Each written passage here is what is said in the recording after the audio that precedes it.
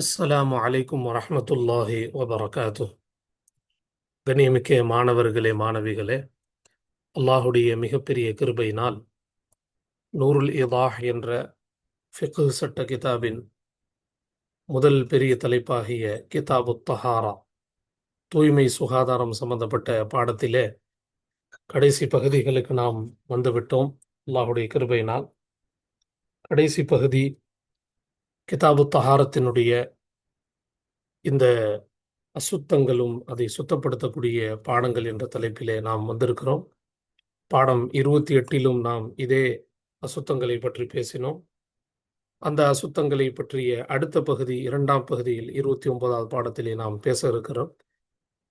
இந்த 29வது பாடங்களும் அல் அன்ஜாஸ், அசுத்தங்கள், ஒத்தஹாரத்து அன்ஹா, அதை சுத்தமாக்கக்கூடிய வழிமுறைகள், அதிலே பகுதி 2ற்கு நாம் வந்திருக்கிறோம். இரண்டாம் பகுதியில் நாம் அதை பற்றி சுத்தங்கள், அதாவது நஜாசத்தை ஹக்கீக்கியா என்று சொல்லுவார்கள், பார்க்கப்படக்கூடிய அசுத்தங்கள், உறுதியான அசுத்தங்கள், அதிலே 2 வகையாக பிரித்தார்கள்.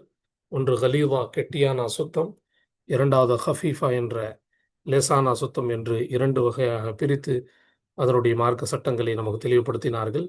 அதன் தொடர்ச்சியை தான் இப்பொழுது நாம் பார்க்க இருக்கிறோம். அல்ஹம்துலில்லாஹ். இந்த சேவைகள் எவ்வித தொய்வின்றி தொடர்ந்து நடைபெறுவதற்காக துஆ செய்யுங்கள். இன்னும் நமது ரகீப் எஜுகேஷனல் ட்ரஸ்டிற்கு தாங்கள் தாராளமாக உதவிகள் தாருங்கள். அக்கௌண்ட் விபரமும் QR ஸ்கேனிங் கோடு தங்களுக்காண்டி கொடுக்கப்பட்டிருக்கின்றன. அல்லாஹு தஆலா நல்லருள் புரிவானாக. பிஸ்மில்லாஹிர் ரஹ்மானிர் ரஹீம். 4 விஷயங்களை நாம் கடந்த பாடத்தில் நாம் பார்த்து விட்டோம். அதாவது சுத்தப்படுத்துதல், அதை விதவிதமாக வகை வகையாக பிரித்து கூறினார்கள்.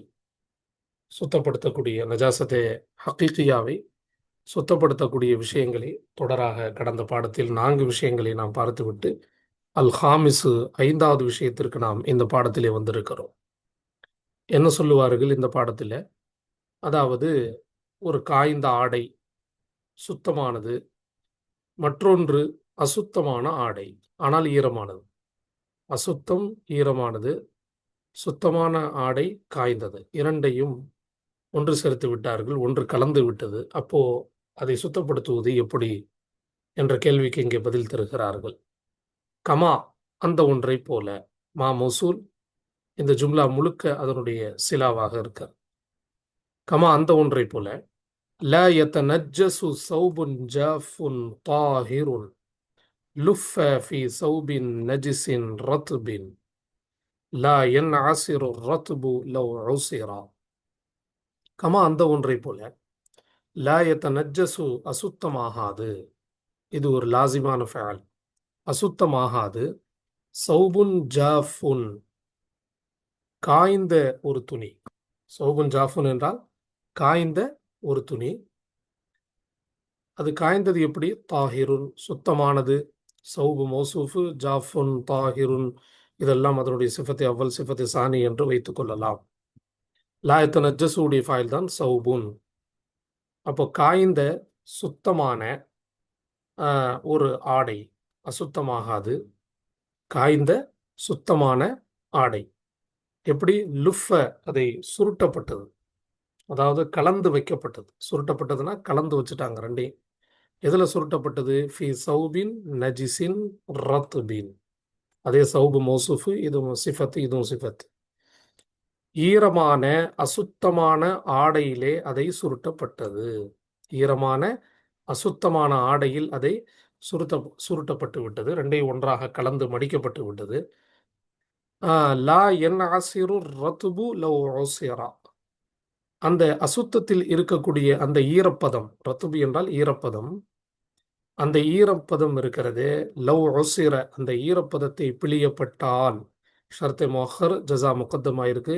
அந்த ஈரப்பதத்தை பிழியப்பட்டால், உஸிர உடைய ஹுவ தமீர் ரத்துபின் பக்கம் பார்த்து மேலுது. அந்த ஈரப்பதத்தை பிழியப்பட்டால் அந்த ஈரமாகிறது, பிழிந்து விடாது. அத்தகைய ஈரமான அசுத்தமான ஆடையிலே காய்ந்த சுத்தமான ஆடையை சுருட்டப்பட்டது என்றால் அந்த காய்ந்த சுத்தமான ஆடை அசுத்தமாக ஆகாது. என்ன சொல்ல வர்றாங்க? அதான் ஏற்கனவே சொன்ன மாதிரி, சுத்தமான ட்ரெஸ்ஸு காஞ்சிருக்கு, அசுத்தமான ட்ரெஸ் வந்து ஈரமா இருக்கு. ஆனா ரெண்டையும் கலந்து வைக்கப்பட்டாலும் அந்த ஈரத்தை வந்து பிழிஞ்சா அது வந்து பிழியக்கூடாது. அதாவது அதனுடைய நஜிஸ் அதை விட்டு தாண்டக்கூடாது. தாண்டாமல் இருக்குமே ஆனால் அந்த ஈரப்பதத்தினுடைய அசுத்தம் அந்த ட்ரெஸ்ஸை விட்டு பிற மற்ற ஆடைகளின் பக்கம் போய் சேராத வகையில் இது இருக்கிறதுனால இந்த சுத்தமான காய்ந்த ஆடை அசுத்தமாகவே ஆகாது என்பதை தெளிவுபடுத்துறாங்க. கலந்திருந்தாலும் அது வந்து அசுத்தமாக ஆகாது. அஸ்ஸாதிசு ஆறாவது, வலா யதனஜ்ஜசு ஸௌபுன் ரத்புன் வலா யதனஜ்ஜசு ஸௌபுன் ரத்புன் பினஷ்ரிஹி அலா அர்தின் நஜிசத்தின் யாபிசத்தின். கவனமாக பார்க்குறோம். ஆறாவது, அதே மாதிரி இந்த பாடத்தில் என்ன சொல்றாங்கன்னா, ஒரு ஈரமான ட்ரெஸ்ஸு அதை பூமியில விரிச்சிட்டாங்க தரையில. அந்த தரை வந்து அசுத்தமா இருக்கு, காஞ்சிருக்கு. ட்ரெஸ் ஈரமா இருக்கு, தரை காஞ்சிருக்கு. அப்படி இருந்தாலும் இந்த ட்ரெஸ் வந்து அசுத்தமாக ஆகாது. பாருங்க, வலாயத்த நஜ்ஜசு மேலும் அசுத்தமாகாது. சௌபுன் ரத்துபுன் ஈரமான ஒரு ஆடை, பினஷ்ரிஹி அந்த ஆடையை விரிப்பதை கொண்டு, ஹீவுடைய மர்ஜா சௌபுன் ரத்துபுன் அந்த ஆடையை விரிப்பதை கொண்டு, அலா அருதின் நஜிசத்தின் யாபிசத்தின் காய்ந்த அசுத்தமான தரையின் மீது அது விரிக்கப்பட்டுருச்சு. சரி, விரிச்சதுனால என்னாச்சு? ஃபதனத்தத் மின்ஹு ஃபதனத்தத் மின்ஹு அந்த காய்ந்த அசுத்தமான அந்த தரை அந்த ஆடையை கொண்டு ஈரமாகி விட்டது. தனத்தா என்றால் பூமி என்ன ஆயிருச்சு? ஈரமாயிருச்சு. காஞ்ச பூமியும் ஈரமாயிருச்சு. ஆனா அந்த பூமி அசுத்தம், அந்த Dress வந்து சுத்தம். அப்போ இந்த Dress வந்து அசுத்தமாகும்னா ஆகாது. ஏன் ஆகாது? ஏனென்றால் இந்த ஈரம் அந்த பூமியில் போய் சேரவோ அல்ல பூமியினுடைய அசுத்தம் இந்த ட்ரெஸ்ல போய் படுறதுக்கோ வாய்ப்புகள் மிக குறைவு. ஆனாலும் வாய்ப்புகள் குறைவாக இருந்தாலும் நம்முடைய ஒரு ஆறுதலுக்காக, மன நிம்மதிக்காக அப்படி அசுத்தமான தரையில ஒரு ட்ரெஸ்ஸை நம்ம விரிச்சிட்டோம்னா நாம் அதை எடுத்து திருப்பி சுத்தப்படுத்திக் கொள்வது அஃதலாக சிறப்பாக இருக்கும். ஃபிக்ஹுடைய சட்டம் என்பது பொதுவாகவே ஃபத்வாவுடைய அடிப்படை. ஆனால் இதற்கு மேல் தக்குவா என்பது ஒன்று இருக்கிறது என்பதை ஃபிக்ஹ் படிக்கக்கூடிய எல்லோரும் நாம் கவனிக்க வேண்டும். ஃபத்வாவை மிஞ்சியதான் தக்குவா. எனவே தக்குவாவான அடிப்படையில் நம்முடைய மன ஆறுதலுக்காக நாம் அதை சுத்தப்படுத்திக் கொள்வதிலே எந்த குற்றமும் ஷரியத்துடைய பார்வையில் இல்லை. ஷரியத்து ஃபத்வாவை மட்டும் தெளிவாக கூறிவிடும். அஸ்ஸாபிஉ ஏழாவது, வலா பிரீஹின் ஹப்பத் அலா நஜாசத்தின் வலா ஐ லா யதனஜ்ஜசு சௌபுன் ரத்துபுன் ஒரு ஈரமான ஆடை அசுத்தமாகாது. எதை கொண்டு? பிரியஹின் ஒரு காற்றை கொண்டு, ஹப்பத் அந்த காற்றை வீசியது, அலா நஜாசத்தின் அசுத்தமானதின் மீது வீசிய அந்த காற்று இந்த ட்ரெஸ்லேயே வந்து படுது. அசாபத்தி சௌப அந்த அசுத்த காற்று என்பது இந்த குறிப்பிட்ட ஈரமான ஆடையின் மீதும் அந்த காற்று பட்டது என்றால் லாயத்த நஜ்ஜசு இந்த காற்று வந்து வீசுறதுனால, காற்று படுறதுனால இந்த ஈரமான ட்ரெஸ் என்பது அசுத்தமாகாது. லாயத்த நஜ்ஜசு அசுத்தமாகாது. ஆனால் ஒரு ஷர்த் இருக்கு. இல்லா ஆனால் ஐயதஹர அசருஹா ஃபீஹி அதனுடைய பிரதிபலிப்பு அதிலே வெளியாகுவதை தவிர, வெளியானாலே தவிர. எதனுடைய பிரதிபலிப்பு? அந்த அசுத்தத்தினுடைய பிரதிபலிப்பு. ஹாவுடைய மரஜா நஜாசத் அசுத்தத்தின் பிரதிபலிப்பு அந்த ஆடையில் வெளியானாலே தவிர. அசுத்தத்தினுடைய பிரதிபலிப்பு வெளிப்பட்டால் அப்போது அந்த ஆடையை கட்டாயமாக கழுவணும். அசுத்தத்தின் எந்த எஃபெக்டும் அங்கு தெரியல அப்படின்னா அப்போ அந்த ஆடை என்பது அசுத்தமாக ஆகாது என்பதை தெளிவுபடுத்துகிறார்கள். அல்ஹம்துலில்லாஹ். அடுத்து நாம் பார்க்க இருக்கிறோம் தஹாரத்துல் முத்தனஜ்ஜிசி. இது ஒரு தலைப்பு. தஹாரத்துல் முத்தனஜ்ஜிசி அசுத்தமான ஒன்றை சுத்தப்படுத்துதல். சுத்தப்படுத்துதல் அசுத்தமான ஒரு ஆடையை சுத்தப்படுத்துதல் எப்படி எப்படி நம்ம சுத்தப்படுத்தலாம்? சுத்தமாக்குதல் எப்படி? என்ன வழிமுறை? இது இன்னொரு பாடத்திற்கு இங்கே போயிடுறாங்க. இது வேறொரு கட்டத்தை இந்த பாடத்தை முடித்த பிறகு அடுத்த கட்டத்தை நோக்கி கிதாபினுடைய தொகுப்பாளர் ஹசன் ரஹமத்துல்லா அலி அவர்கள் போகிறார்கள். இந்த பாடத்தில் எதை பற்றி பேசப்படும் அப்படின்னா, நஜாசத்தை இருக்கிறத ஹக்கீக்கியாவை இன்னொரு 2 வகையாக இங்கே பிரிக்கிறாங்க. இன்னொரு 2 வகை. ஒன்று நஜாசத்தை மர்இய்யா, நஜாசத்தை கைர மர்இய்யா என்பதாக 2 வகையாக பிரிக்கிறாங்க. மர்இய்யா கைர மர்இய்யா.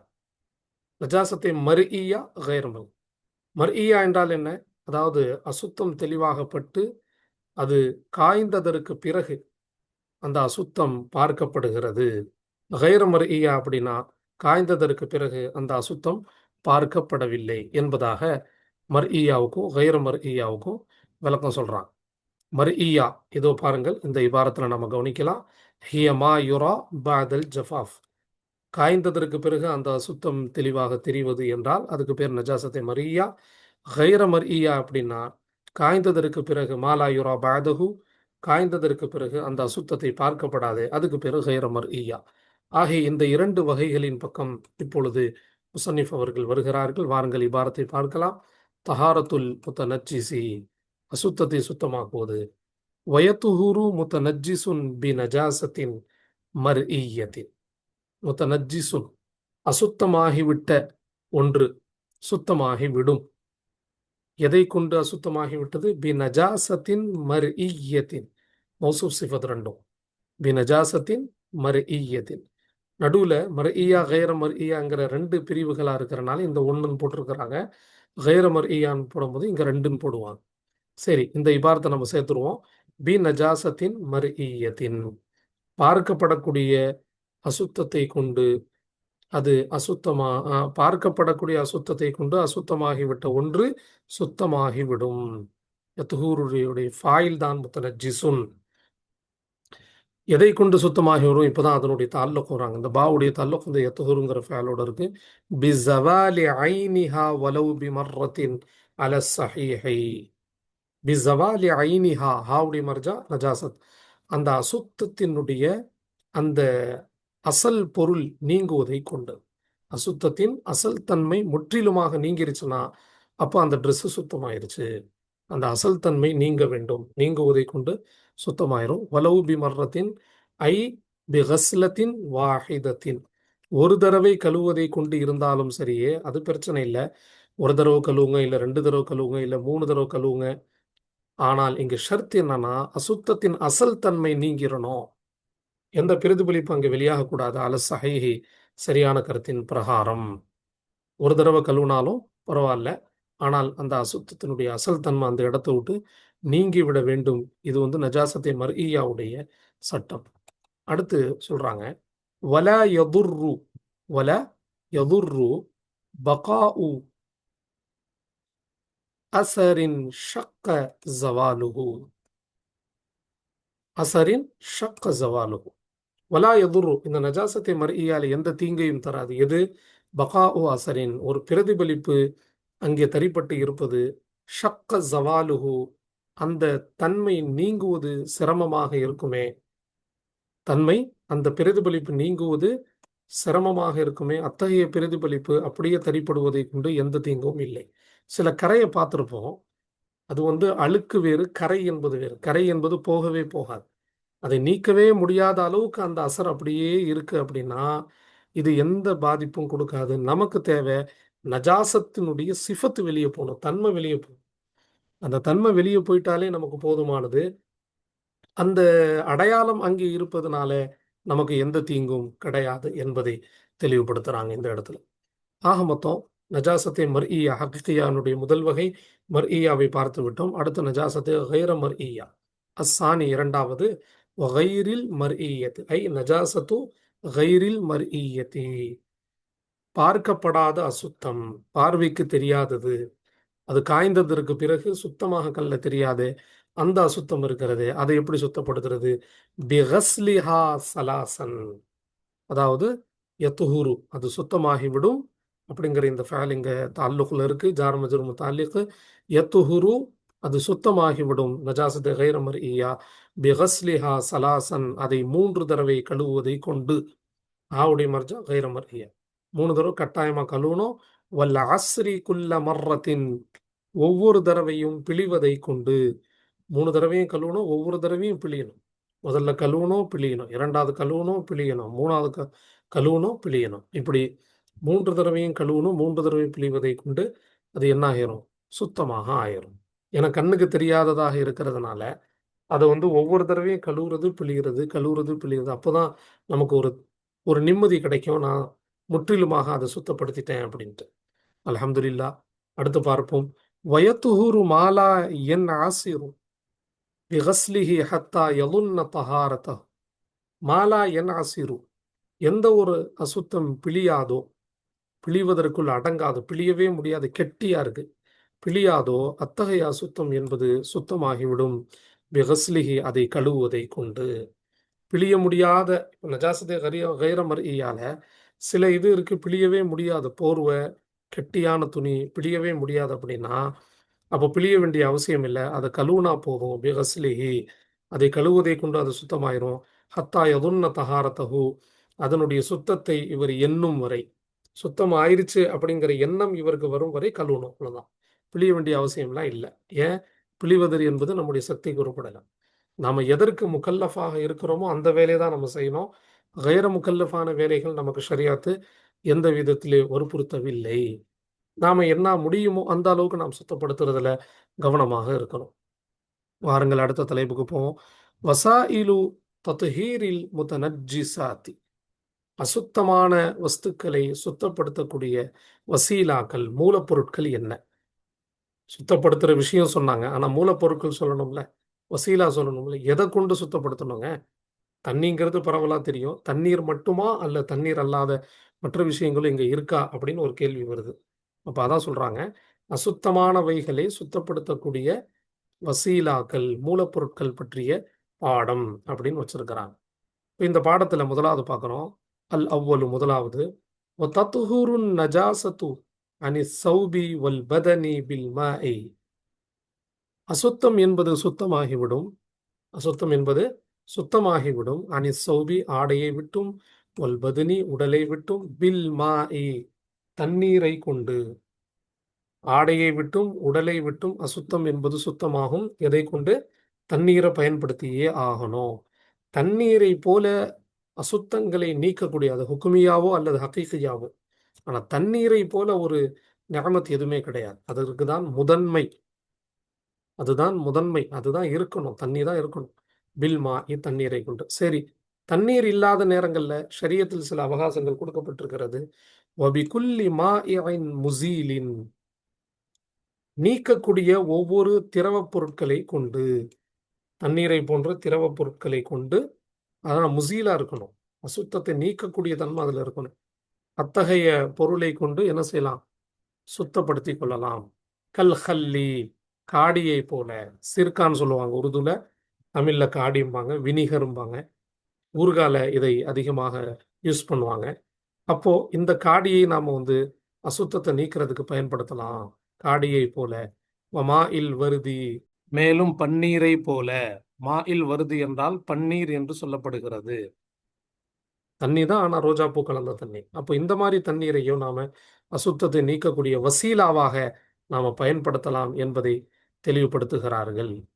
அடுத்தபடியாக நாம் பார்க்கிறோம், இரண்டாவது ஒரு வசீலாவை இந்த இடத்துல சொல்றாங்க பாருங்க. அஸ்ஸானி, இரண்டாவது, வயத்துஹுருல் ஹுஃபு வனஹ்வுஹு பித்தல்கி மின் நஜாசத்தின் லஹா ஜிருமுன். வயத்துஹுருல் ஹுஃப், ஹுஃப் என்றால் காலுறை. காலுறை என்பது சுத்தமாகிவிடும். அதாவது ஏற்கனவே நம்ம படிச்சிருக்கோம், இதனுடைய பாடத்தை தனியாகவே நம்ம பார்த்துருக்கோம். ஹுஃப் என்றால் தோல் செருப்பு. தோல் செருப்பு என்பது சுத்தமாகிவிடும். வனஹ்வுஹு, அது போல உள்ள கெட்டியான வஸ்து சுத்தமாகிவிடும். இதுக்கு இன்னொரு மெத்தட் சொல்றாங்க இதை சுத்தப்படுத்துறதுக்கு. பித்தல்கி, தேய்ப்பதை கொண்டு. பித்தல்கி, தேய்ப்பதை கொண்டு. நல்லா போட்டு பூமியில வச்சு நல்லா அழுத்தி தேய்க்கணும். தேய்ப்பதை கொண்டு சுத்தமாகிவிடும். மின் நஜாசத்தின் லஹா ஜிருமுன். மின் நஜாசத்தின் லஹா ஜிருமுன். அந்த அசுத்தத்திலிருந்து எதற்கு தடிப்பம் இருக்கிறதோ, அதாவது எது ஓ, எதற்கு உருவம் இருக்கிறதோ, தடிப்பமான அசுத்தம்னு வச்சுக்கலாம். அப்ப எதற்கு தடிப்பம் இருக்கிறதோ, உருவம் இருக்கிறதோ, அத்தகைய அசுத்தத்திலிருந்து அதை சுத்தப்படுத்தணும்னா நல்லா அழுத்தி தேய்க்கணுங்கிறாங்க. தல்கனா என்ன அர்த்தம்? அழுத்தி தேய்ப்பதை கொண்டு, அழுத்தி தேய்ப்பதை கொண்டு அது சுத்தமாகிவிடும். வலவு கானத் ரத்பதன், அது ஈரமாக இருந்தாலும் சரியே, அது ஈரமாக இருந்தாலும் சரியே, ஈரமாக இருந்தாலும் காஞ்சிருந்தாலும் நல்லா அழுத்தி தேய்ச்சா போதுங்கிறாங்க. ஆனா இந்த இடத்துல கவனமாக இருக்கணும். அழுத்தி தேய்ப்பதை கொண்டு அது சுத்தமாகிருங்கிற ஆறுதல் இருந்தாதான் சுத்தமாகும். இல்ல அப்படின்னா, கண்டிப்பாக இங்கேயும் நம்ம தண்ணீரை பயன்படுத்தி சுத்தமாக அத கழுவணும். தேய்க்கிறது என்பது ஷரியத்தினுடைய வழிமுறை. ஒருவேளை அதனுடைய தன்மை போகலன்னா, கட்டாயமாக நம்ம என்ன செய்யணும்? தண்ணீரை பயன்படுத்தியே ஆகணும். அல்ஹம்துலில்லாஹ். அடுத்து வாருங்கள் பார்ப்போம். அஸ்ஸாலிசு 3வது வசீலாக்கள தெளிவா சொல்றாங்க. ஒவ்வொரு பொருளுக்கும் ஒவ்வொரு சுத்தப்படுத்தக்கூடிய வசீலாக்கள் இருக்கு. வயத்தூரு ஸைஃபு வ நஹ்வுஹு. வாள் அல்லது வாளை போன்ற கத்தி, சிறிய பெரிய கத்திகள் சுத்தமாகிவிடும். பில் மஸ்ஹி, தேய்ப்பதை கொண்டு. தண்ணீர் மேலும் துணியை கொண்டு சுத்தமா தேய்ச்சிட்டோம்னா, தேய்ப்பதை கொண்டு அது சுத்தமாக ஆகிவிடும் அப்படிங்கிறாங்க. அர்ராபிஉ 4வது. அர்ராபிஉ 4வது வசீலா என்ன அப்படிங்கிறது இங்க தெளிவுபடுத்துறாங்க. அர்ராபிஉ என்ன 4வது அசுத்தம் நம்ம இங்க கவனிக்கிறோம். وَإِذَا ذَهَبَ وَإِذَا ذَهَبَ أَثَرُ النَّجَاسَةِ أَثَرُ النَّجَاسَةِ عَنِ الْأَرْضِ وَجَفَّتْ جَازَتِ الصَّلَاةُ عَلَيْهَا. என்ன சொல்ல வராங்கிறது கவனமாக பார்ப்போம். وَإِذَا ذَهَبَ أَثَرُ النَّجَاسَةِ அசுத்தத்தினுடைய பிரதிபலிப்பு நீங்கிவிட்டால், போய்விட்டால், அனில் அருதி பூமியை விட்டு, நல்ல கழுவியோ அல்லது தேய்ச்சோ எப்படியோ அந்த பூமியை விட்டு அசுத்தத்தினுடைய பிரதிபலிப்பு முற்றிலுமாக போயிடுச்சு. ஏற்கனவே அசுத்தம் இருந்துச்சு. ஆனா இப்ப பார்த்தா நல்லா கழுவுன பிறகு, சுத்தப்படுத்தின பிறகு அல்லது வெயிலுடைய அந்த வெப்பம் பட்ட பிறகு முற்றிலுமாக பூமியை விட்டு அசுத்தத்தினுடைய பிரதிபலிப்பு நீங்கிவிட்டால், ஒஜஃபத் மேலும் அந்த பூமி காய்ந்து விட்டால், அசராத்தும் போகணும் காஞ்சும் போகணும். அப்படின்னு காஞ்சிருச்சுன்னா, ஜாசத்தி சலாத்து அலைஹா, அதன் மீது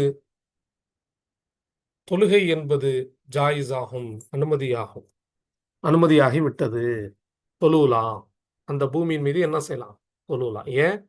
அசருன்னு போயிருச்சு, நஜாசத்தினுடைய பிரதிபலிப்பும் இல்லை, பூமியும் காஞ்சிருச்சு இல்லை, அதனால தாராளமாக தொழுலாம்.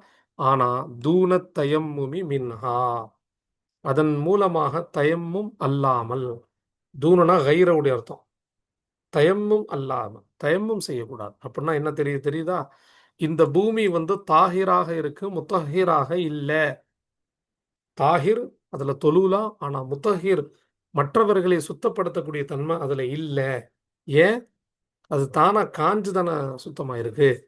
அப்போ அதை நாம முத்தஹீராக மாத்தணும்னா, சுத்தமா தண்ணி ஊத்தி நல்ல தெளிவா கழுவி, வேக்கம் கிளீனர் போன்ற விஷயங்கள், விளக்குமாறு இதெல்லாம் பயன்படுத்தி சுத்தப்படுத்தணும்னா அது முத்தஹீராக ஆகும். வெறும் காஞ்சு அது சுத்தம் ஆகுதுன்னா அது தாகிராக தான் இருக்குமே தவிர முத்தஹீராக அது ஆகாது. வயத்துஹூரு மாபிஹா மின் ஷஜரின் வ கலஇன் காயிமின் பிஜஃபாஃபிஹி. வயத்துஹூரு மாபிஹா, யத்துஹூரு என்பது முதாரியான ஃபஅல். மாபிஹா மின் ஷஜரின் வ கலஇன் காயிமின் பிஜஃபாஃபிஹி, மௌசூல் சிலா சேர்ந்து யத்துஹூருடைய ஃபாயில், சுத்தமாகிவிடும். எது? மா, அந்த ஒன்று. பிஹா, ஹாவுடைய மர்ஜா அருது, பூமி. அந்த பூமியில இருக்கக்கூடியது என்ன? மின் ஷஜரின், மரத்திலிருந்து, வ கலஇன் காயிமின், நின்று கொண்டு இருக்கக்கூடிய புற்பூண்டுகள், நின்று கொண்டு இருக்கக்கூடிய பசுமையான புற்பூண்டுகள், அல்லது மரம், மரத்திலிருந்தோ அல்லது நின்று கொண்டு இருக்கக்கூடிய புல்லிலிருந்தோ அந்த பூமியில் எது இருக்கிறதோ அது சுத்தமாகிவிடும். பிஜஃபாஃபிஹி, அது காய்வதை கொண்டு. புரியுதுங்களா? எந்த பூமியில மரமோ அல்லது புற்பூண்டு நின்றுகிட்டு இருக்கோ அந்த பூமி காஞ்சு போயிருச்சுன்னா சுத்தமாக ஆயிரும். காஞ்சா போதும். எப்படி மேல பூமிக்கு சொன்னாலும் அதே சட்டை தான் இங்கேயும் சொல்றாங்க. அது காஞ்சிருச்சுன்னா அது என்ன ஆயிருங்க? சுத்தமாக ஆயிரும். எனவே இங்க காய்றது தான் ஷருத்து. நல்ல சூரிய வெப்பத்துல தெளிவா காஞ்சிரணும். தெளிவாக காய்ந்து விட்டால் அது சுத்தமாக ஆகிவிடும். சூரிய வெப்பத்திற்கு ஒரு தனி அசராத்தை அல்லாஹ் வைத்திருக்கிறான், தனி பிரதிபலிப்பு.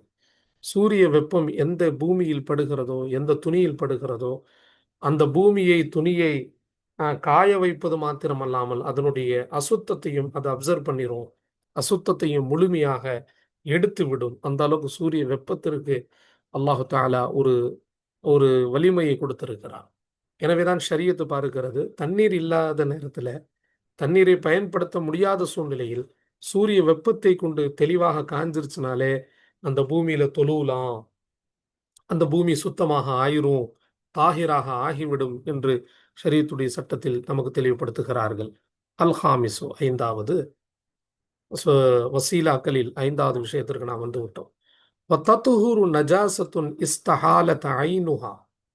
வத்தத்துஹுரு நஜாசத்து, அத்தகைய அசுத்தம் சுத்தமாகிவிடும். தத்துஹுருடைய ஃபாயில் நஜாசத். எந்த அசுத்தங்க? இஸ்தஹாலத் ஐனுஹா, அதனுடைய அசல் தன்மை மாறிவிட்டது. அசல் தன்மை சுத்தமா மாறிச்சு. கீழே அசுத்தமாக விழும்போது வேறொரு பொருளா இருந்துச்சு, ஆனா உள்ள போனோடனே வேறொரு பொருளாக மாறிச்சு.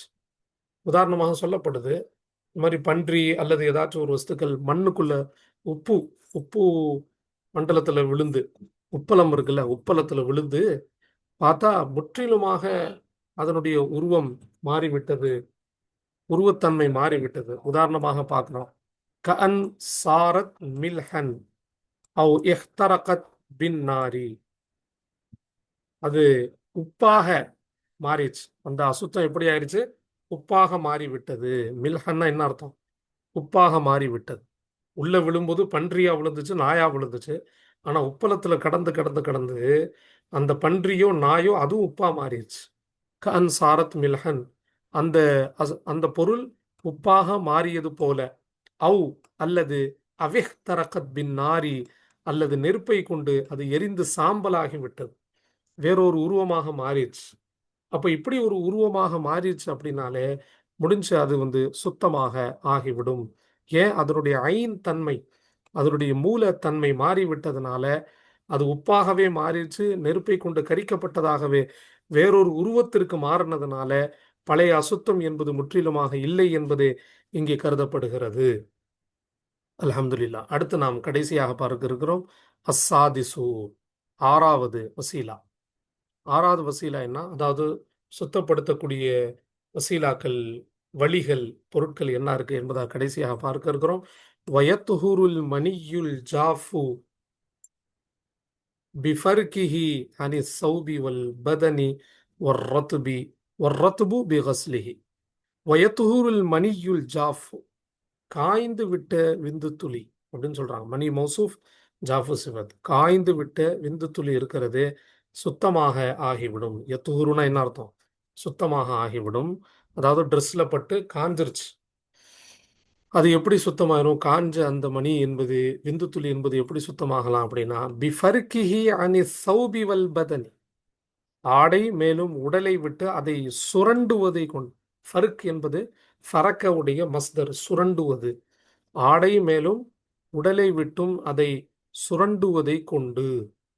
சுத்தமா பிளேடு வச்சு நல்லா சுரண்டிட்டாங்கனாலே அந்த காய்ந்த விந்து துளி என்பது சுத்தமாக ஆயிரும். ஏனென்றால் இந்த சட்டத்திற்கு ஹதரத் ஆயிஷா ரலியல்லாஹு அன்ஹாவுடைய ஹதீஸ் தெளிவாக இருக்கிறது. ஹதரத் ஆயிஷா அவர்களுடைய ரிவாயத்து மிஷ்காத்தில் பதிவு செய்யப்பட்டிருக்கிறது. ரசூலுல்லாஹி ஸல்லல்லாஹு அலைஹி வஸல்லம் அந்த மணியை, காய்ந்து விட்ட மணியை சுரண்டி நாங்கள் சுத்தம் செய்திருக்கிறோம். நபி அவர்கள் அதை கண்டு எதுவும் எங்களை தடுக்கவில்லை. எனவே இந்த ஹதீஸை ஆதாரமாக வைத்துதான் காய்ந்து விட்ட விந்து துளி வெறும் சுரண்டுவதை கொண்டு அது சுத்தமாக ஆகிவிடும். ஆனா சொல்றாங்க அடுத்து, ஒரு ரத்துபு. ஒரு ரத்துபுன்னா அல் மணியுர் ரத்துபு, மணியில கொண்டு போய் இதை அத்ஃபு பண்றோம். அல் மணியுர் ரத்துபு, ஈரமான விந்து துளி என்பது சுத்தமாகிவிடும். பிகஸ்லிஹி, அதை கழுவுவதை கொண்டுதான் அது சுத்தமாகும். கழுவுறதை தவிர்த்து வேறு வழி அதற்கு இல்லை. இது சுத்தமாக கழுவிதான் ஆகணும். அதனுடைய அசராத்து நீங்கிற வரைக்கும், நஜாசத் நீங்கிற வரைக்கும் கழுவிதான் ஆகணும். ஆனால் காஞ்சிருச்சுன்னா சுரண்டுனாலே போதுமானது. ஆனால் இந்த இடத்துல ஃபுகஹாக்களுடைய ஒரு விளக்கம் இங்கே நமக்கு மிக தெளிவாக காட்டுகிறது.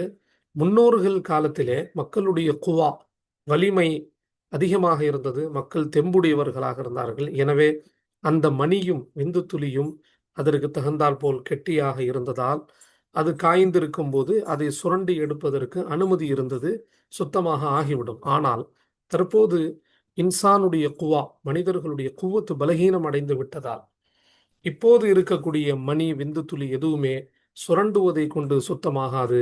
பிகஸ்லிஹி, அதை கழுவுவதை கொண்டுதான் அது சுத்தமாகும் என்பதை தற்போதைய ஃபுகஹாக்கள் நமக்கு தெளிவுபடுத்துகிறார்கள். எனவே இந்த விஷயத்தில் நாம் மிகுந்த கவனத்தோடு இருக்க வேண்டும். அல்ஹம்துலில்லா, அசுத்தங்களை சுத்தப்படுத்தக்கூடிய வசீலாக்களை தொடர்ந்து நாம் இந்த பாடத்தின் மூலமாக நாம் பார்த்து விட்டோம். அல்லாஹு தஆலா நல்லருள் புரிவானாக. அஸ்ஸலாமு அலைக்கும் வரஹ்மத்துல்லாஹி வபரகாத்துஹ்.